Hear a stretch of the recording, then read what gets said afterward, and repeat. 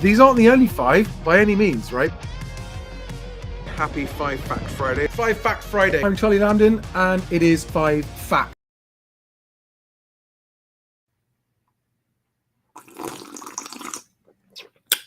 Good Friday slurp of my tea for you. Good morning, good afternoon, everybody. Good afternoon, just. Welcome back to another roundup of the UK housing market's weekly news. Brought to you by the only person in the industry who's not constantly trying to tell you that everything's brilliant and you should always buy and overpay and borrow to the hilt and just you can't go wrong. I'm the only one in the housing industry not saying that. My message is always buy a home because it's worth more than not having a home. If you want to own the home that you live in, just don't overpay and don't believe the guff that you hear from the whole industry. And what I try to do in these weekly videos is to make sense of what's going on in the housing market, in particular what's happened in the last 7 days, as in facts that have been reported, which you can verify for yourself. And today, we've actually got 6 facts for you today. So the government announces its intention to end new leaseholds and announces a Commonhold White Paper. The Halifax house price index says it's surprised that house prices fell in February. We'll come on to that. Bank of England mortgage approvals were announced as being roughly unchanged, but that's with seasonal adjustment. When you take away the seasonal adjustment, the actual number is 24% fewer mortgages are approved than they've announced. Nothing wrong with that as long as people understand the difference.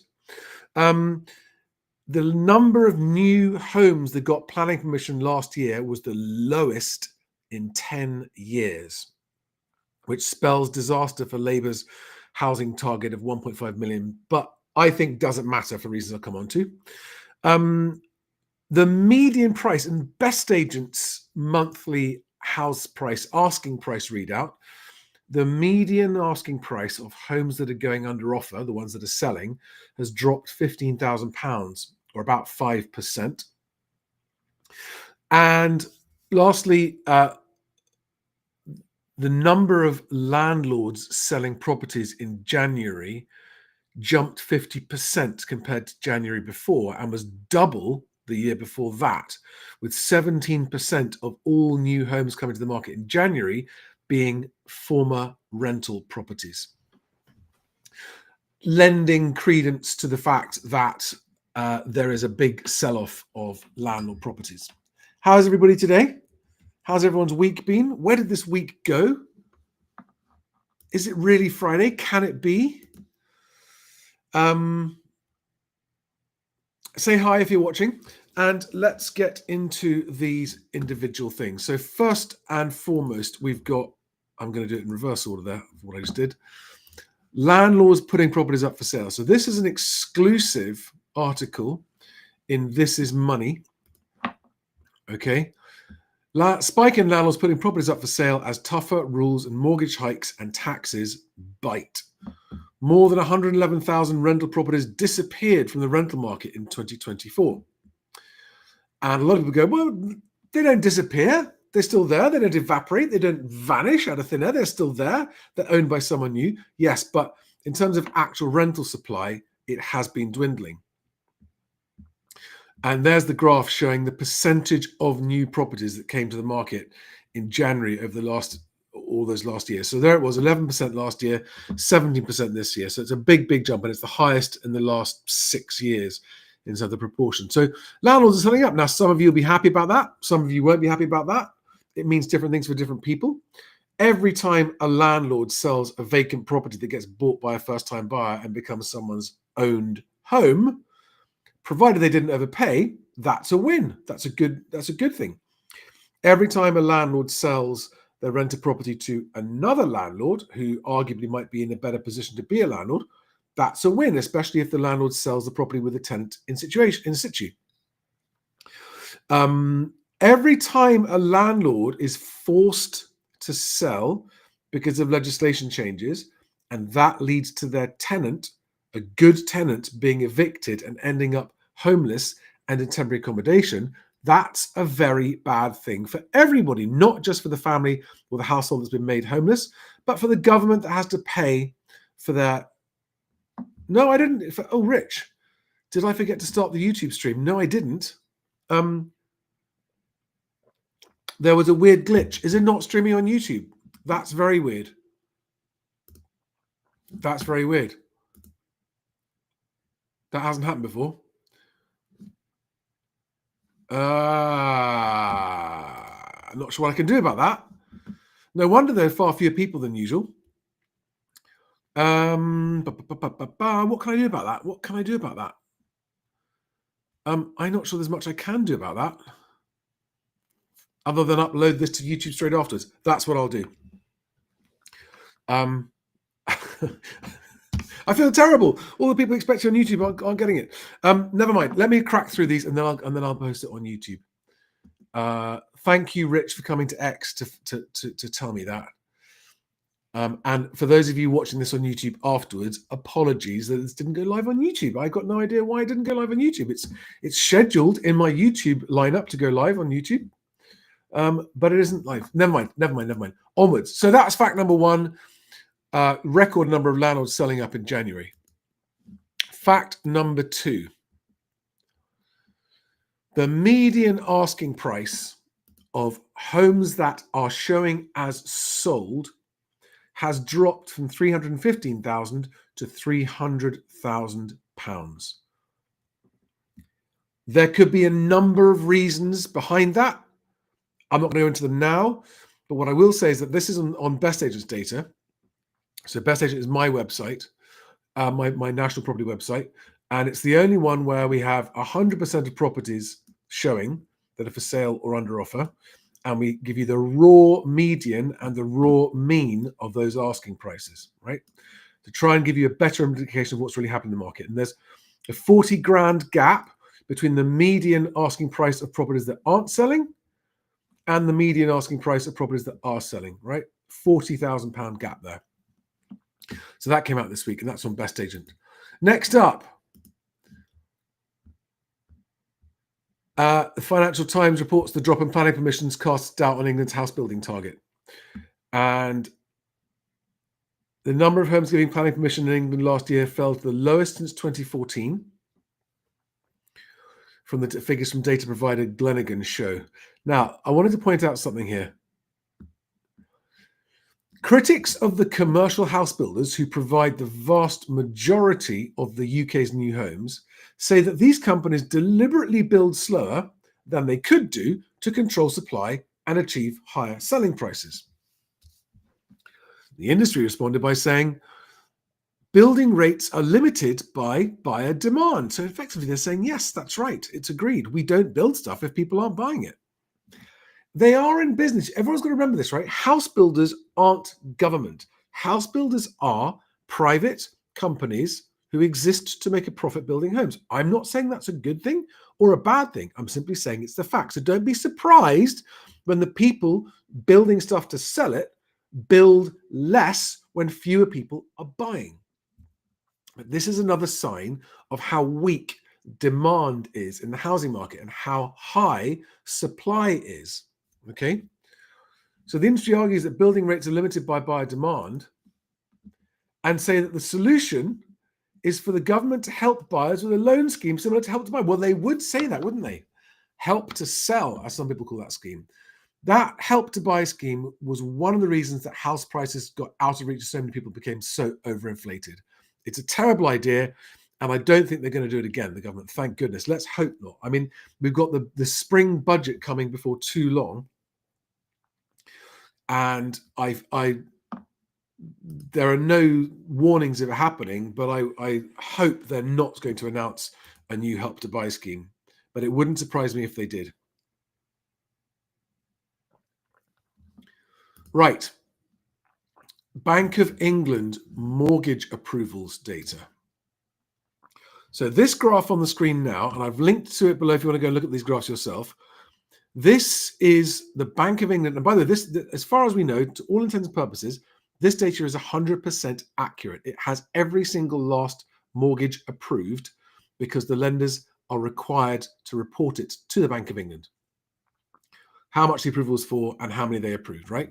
This is what the graph looks like when it's not seasonally adjusted. And this is what the graph looks like when it is seasonally adjusted, right? So over the same period. So the seasonally adjusted one, which is what this one is slightly less spiky and just shows you the overall trend. And for that, it's useful. And it shows us that the trend in the number of mortgage approvals, which peaked in 2021 during the COVID craziness, was trending down until the beginning of 2023. Then it picked up and tailed off a bit, and then it's been gradually trending up since the middle of last year, so over the last 12 months. That's with seasonal adjustment. There's nothing wrong with that, except that when it's reported that in January mortgage approvals were X as a single month figure, I think that's misguided.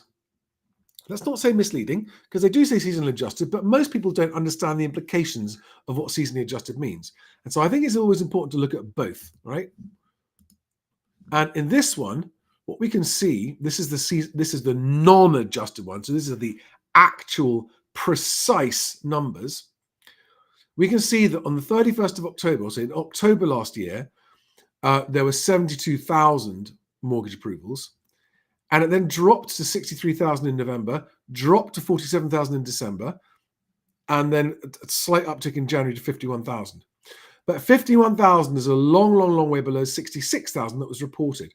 And what I think this shows is the fact that we had the budget in October, where she announced that the stamp duty rates would be going up and the thresholds would be coming down.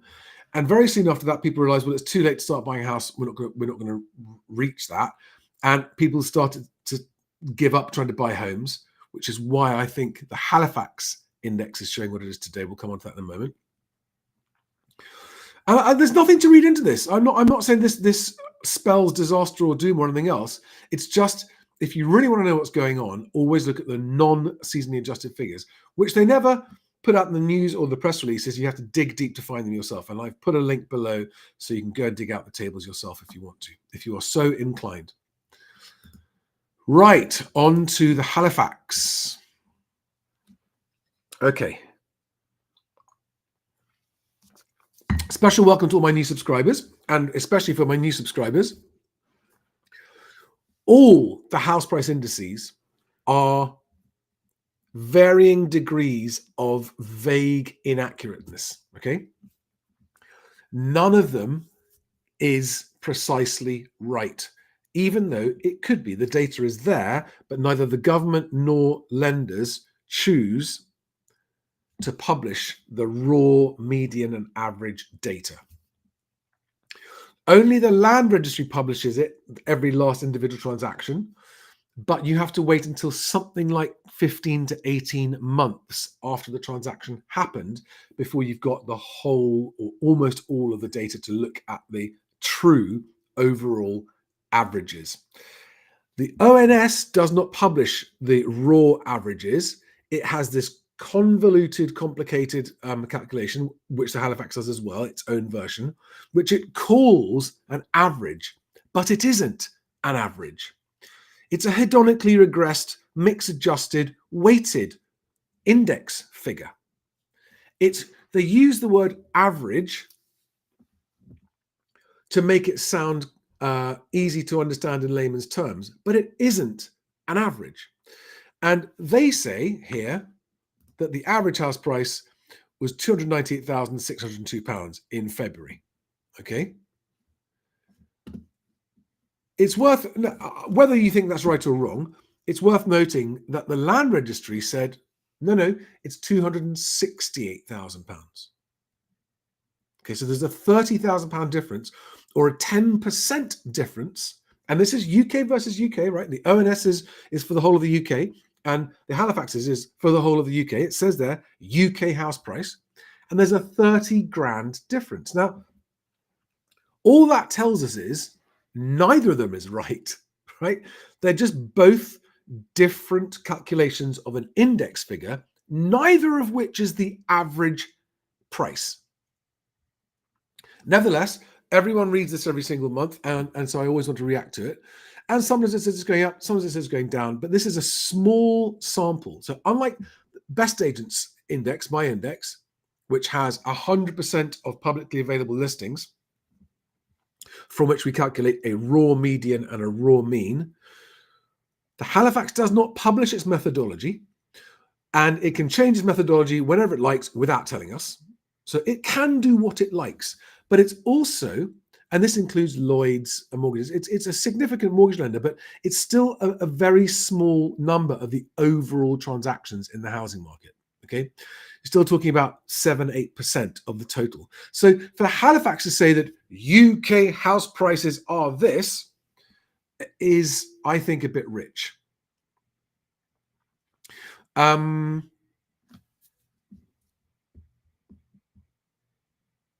Sorry, just reading your comments. Yeah, I will publish this on YouTube afterwards. Apologies. So does that make sense? And what they're saying is that in February, their index figure dropped by 0.1% or 300 quid. Their quarterly index is 1% higher than 3 months ago and 2.9% higher than a year ago. Now, let's remind ourselves that this is nominal prices. It's not inflation adjusted, and the inflation is higher than that. CPIH inflation, so inflation including housing costs, is at 3.9%, which means that in the last year, the value of houses adjusted for inflation has gone down, despite 2.9% Halifax says it's gone up. Zoopla says it's gone up 1.9%. I covered their most recent house price index in last week's 5 Fact Friday. So is it 1.9%? Is it 2.9%? The ONS's figures show it's 2.3%, but never mind. They are all lower than inflation that's 3.9% CPIH, right? So why am I saying this? Because even the puffy, guffy, house price Ponzi puffing indices can't get their puffy prices up above inflation.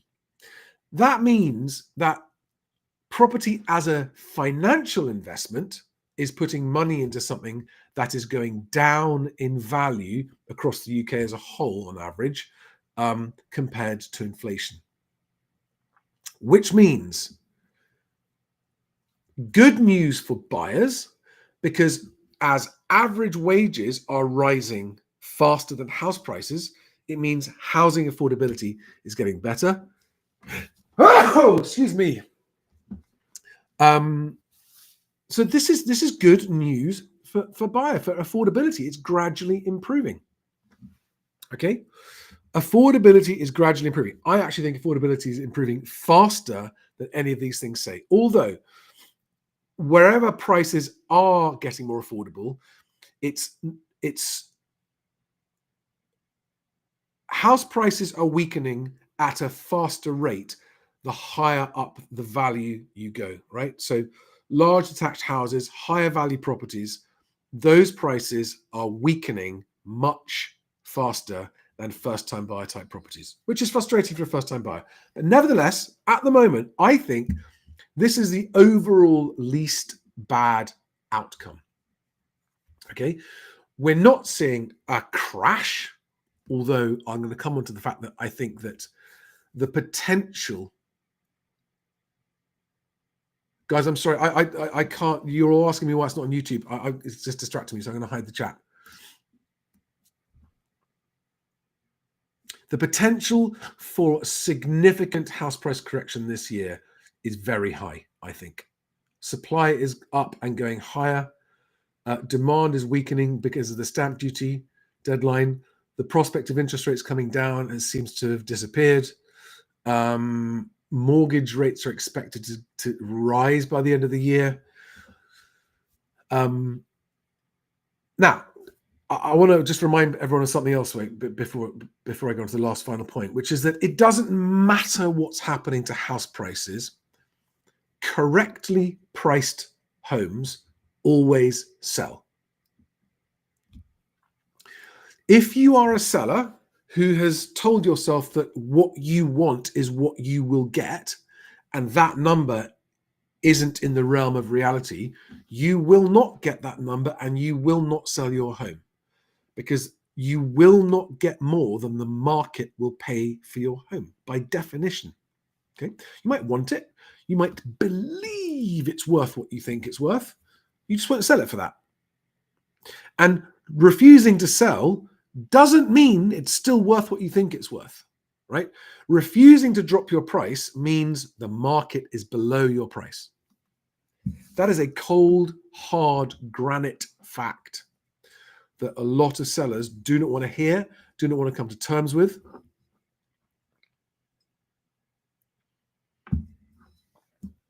But if you're a seller who's increasingly worried about selling, all I can say to you is let the market decide the price of your house. If you don't, you won't sell it. And if you do, you will. Your asking price is not the price at which you will sell. It's the price at which you might hope you're going to sell. But your asking price is an indicator to buyers of how out of touch you are or not. That's all it is. Which is why when properties come to market with an asking price that is in the realms of the market, you will get lots of viewings. Even in a bad market, you will get lots of viewings because what your asking price says to the market is, I am coming to the market at the appropriate market price. I'm in the ballpark of the market. You will get lots of viewings. And if people like your home, they will bid and they will offer. And when they offer, if you've got more than one offer, you will be discovering the true market price for your home. And then it's up to you whether or not you accept that offer. Okay. Simply putting a high asking price on and hoping that it works is like advertising that A, you don't know how the process works, and B, you're out of touch with the market, which sends a signal to buyers saying that there's no point in even going to view that property. Okay. The first step towards getting to ensuring that you get the best price on selling your house is getting the maximum number of people through the door to view it, right? Viewings. It's all that matters. Okay. And your asking price will either scare the viewers off or encourage more of them to come. So I cannot stress enough, the market will always be what the market is. When you bring your property to the market for the first time, you only have that one opportunity to demonstrate whether you are in the realms of reality or not. Okay?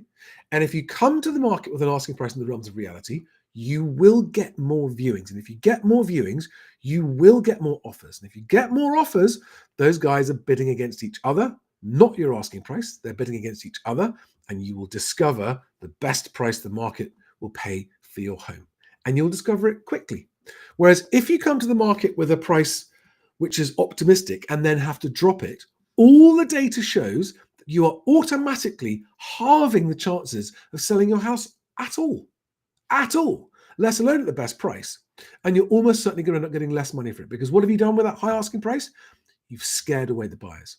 And an agent that says to you, yeah, okay, we'll try it at that and then we'll drop it if it doesn't work out, that agent is knowingly reducing the chances of you selling your house just to make you happy to sign with them. Any estate agent that says, we'll try it there, if we don't get any takes after a couple of weeks, we'll drop it, right? They are being disingenuous, because every agent knows that that already makes it harder to sell your house and you're going to end up with a lower price. Okay. Any agent worth their salt will be saying to you, we need to get the launch price just right so that we don't scare the buyers away and we do get competing viewing bidders through the door. There's no obligation to accept their offers. So if they don't offer you enough, you don't have to sell. But that is the way to discover at the highest possible speed the price the market's going to pay for you. And without an offer on your home, can you go and offer on the next one? No. So I'm working with an agent in London right now who I've been working with for a while, because they were losing out to Foxtons and Dexters, who are just overvaluing like absolute criminals just to get people to sign a 6-month contract. And they've had I shall pat myself on the back for this. An agent came to me and said, Charlie, help. We cannot beat Foxtons and Dexters on their overvaluing. And if we match their overvaluing, then we're listing stuff that we know we can't sell. And so now we've got a whole catalogue of properties that we can't sell. Can you help us? Now, less than 2 months later, I've turned it around for them. Not only did they sell everything they had on their books or disinstruct themselves from the sellers who are being too unrealistic, But they're also now winning lots of instructions off Dexters and Foxtons without a valuation. Because they're following my advice of talking process, not price. And they are informing the sellers of how the market works. And they're saying, we don't know what we're going to get for your house. What we do know is how to ensure we get the best price the market will pay. That's the message. And it's working. And it's working beautifully. And just yesterday, they launched a property that they won. They wouldn't have won before. They won this time with a seller being realistic. They got a whole load of inquiries from new buyers on the first day of launch. One of those buyers was about to sell with Dexters. And when they heard, anyway, the rest is obvious, right? What happens, but it works, and there's more and more proof that it works. So this is just for the benefit of sellers, right? Their buyers are there, and there are people who want to buy homes, no matter what's happening on the global stage, no matter what's happening with the war, no matter what's happening with interest rates or government or anything else. People just want to buy a home, okay? But if you price it too high, they're not even going to come and look at it. And if you don't get enough people looking at it, you won't get competing bidders. And if you don't get competing bidders, you will be selling for below the price that you would have got if you got competing bidders. So if you are selling, throw away the idea of the asking price. It doesn't matter what the asking price is. The only thing that matters is multiple viewings to get competing bidders. That is the only thing that matters. And you must pitch your launch marketing price with understanding that the job of that price is to get the maximum reviews. I'm sorry I've gone on about this for a long time, but it's so important.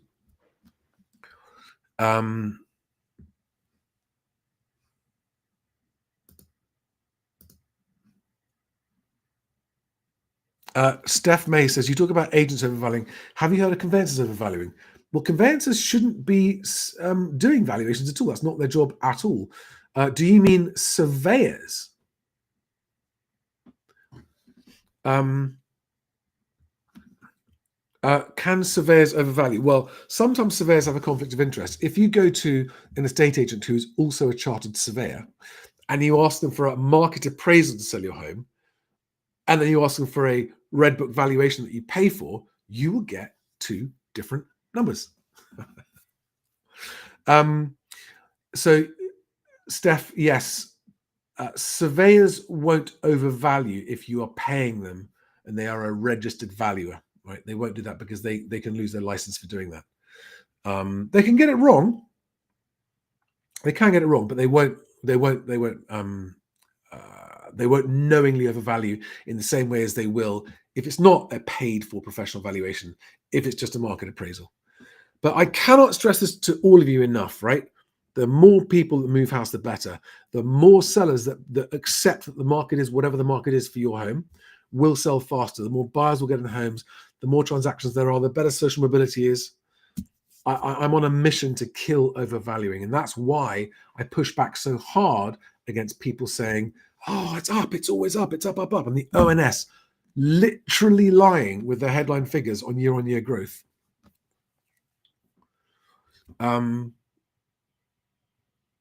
Yeah, anyway, so listen, there's one more fact. That's your 5 facts. There is a 6th one, which is Commonhold.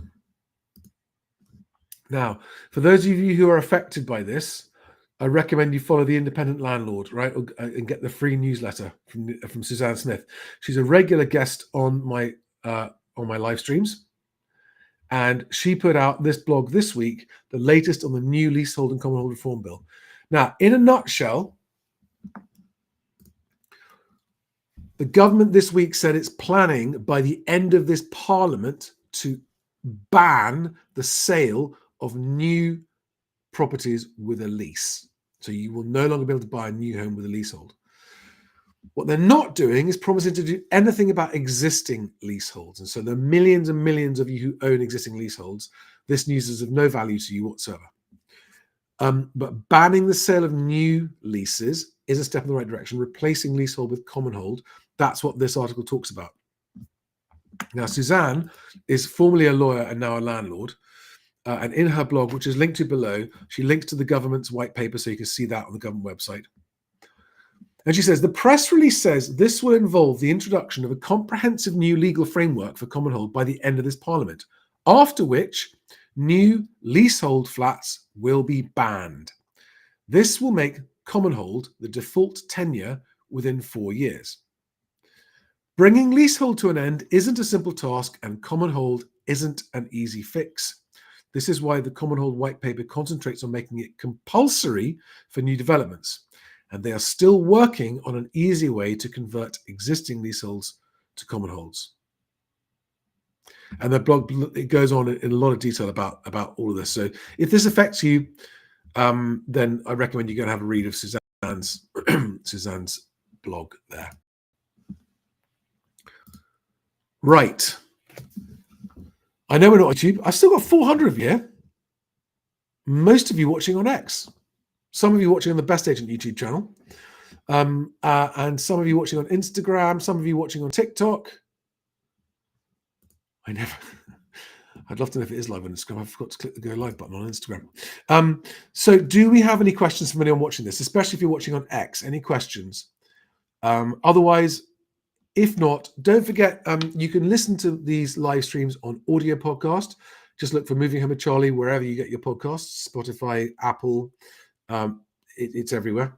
And if you are listening to this on audio podcast, thanks. And I always link to everything I refer to in the show notes of the podcast you're listening to. Otherwise, guys, I'm going to wrap it up. Wish you a happy weekend. Let you know that next week, I'm taking a week off from videos. So there won't be any videos next week. And there's going to be a skip of next week. Just personal family stuff going on. So I just need to take a week and step back from this. But I'll be back after that. And for those of you who know I have a personal YouTube channel, there might be stuff happening on the personal YouTube channel in the next week or so. Just look up Charlie Landlord on YouTube and you find it. Other than that, you can contact me if you need to book, if you want to book a one-to-one video call with me, if you want any advice on your move or guidance on your move. You can join my newsletter here. I am working on something. This is one of the reasons, again, for next week, stepping back from videos. I'm working on something significant and hopefully a major step forward for Best Agents to actually enter into the fray of national property sites in a meaningful way. If you're curious about that, sign up to my newsletter. I'll keep you posted. If you're an agent, make sure you've gone to bestagent.co.uk and activated your free back office account, not only so that you don't miss the instruction leads that are coming there, but for other reasons that will become clear soon too. If you are getting ready to offer on buying a home or getting ready to sell a home, and you don't have a conveyancer that you know is a really high quality conveyancer you can trust, you can talk to my guys. I've got two firms I work with, one in the south, one in the north. They're both fantastic, outstanding, award-winning firms who've never let me down. mhwc.co.uk/conveyancing to talk to those guys. And if you don't have a whole of market independent mortgage broker to talk to, and you want one that you can actually trust to give you the right advice, again, the guys that I work with are outstanding, and you can talk to them on that link there, mhwc.co.uk/mortgage. All right. Any last minute questions before I go? I suspect not, because